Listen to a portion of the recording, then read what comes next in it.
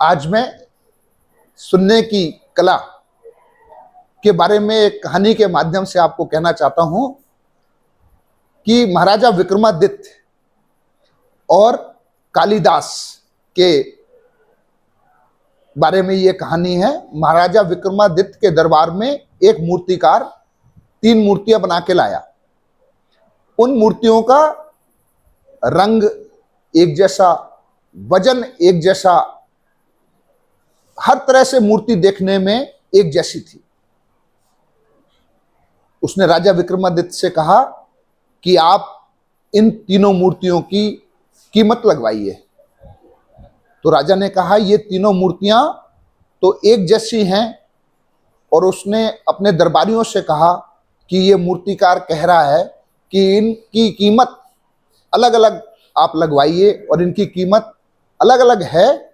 तो उनके दरबारियों ने उस मूर्तियों को देखा, लेकिन कोई भी उसमें मूर्तियों में भेद नहीं कर पाया।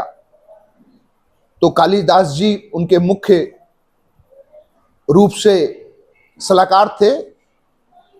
तो राजा विक्रमादित्य ने कालिदास जी से कहा आप इन मूर्तियों को ध्यान से देखिए और इनकी अलग अलग कीमत आकिए।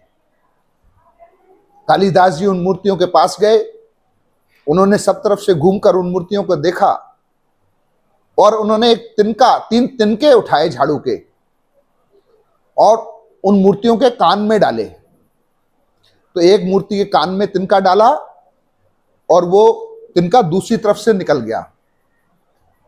एक मूर्ति के कान में उन्होंने तिनका डाला, वो तिनका मुंह में से निकलाया। एक मूर्ति के कान में उन्होंने तिनका डाला, वो तिनका अंदर ही समा गया। तो कालिदास जी ने उस मूर्तिकार से कही कि ये मूर्ति तेरी सबसे कीमती है। जो तीसरी मूर्ति जिसमें उन्होंने तिनका अंदर डाला और वो अंदर ही समा गया उस मूर्ति के अंदर तिनका। तो राजा को कालिदास जी ने बताया कि क्यों ये मूर्ति सबसे कीमती है। क्योंकि पहली वाली मूर्ति के कान में जो तिनका डाला गया, जैसे मनुष्य हम हैं, एक कान से बात सुनते हैं और दूसरी कान से हमारी बात निकल जाती है। और दूसरी मूर्ति जिसमें हम थोड़ी सी बात हमारे अंदर जाती है, वो हम बोल बोल के लोगों को बहुत अच्छा, बात के बारे में नहीं, हाँ उसके जैसे संगीत अच्छा था, उसके पड़ोस में संगीत, वो बात कर रहे थे बहुत अच्छा तबला बज रहा था, बहुत अच्छा संगीत बज रहा था, पर्दे बहुत अच्छे थे, ये देखा और थोड़ा म्यूजिक सुना, लेकिन बात कुछ नहीं सुन पाए।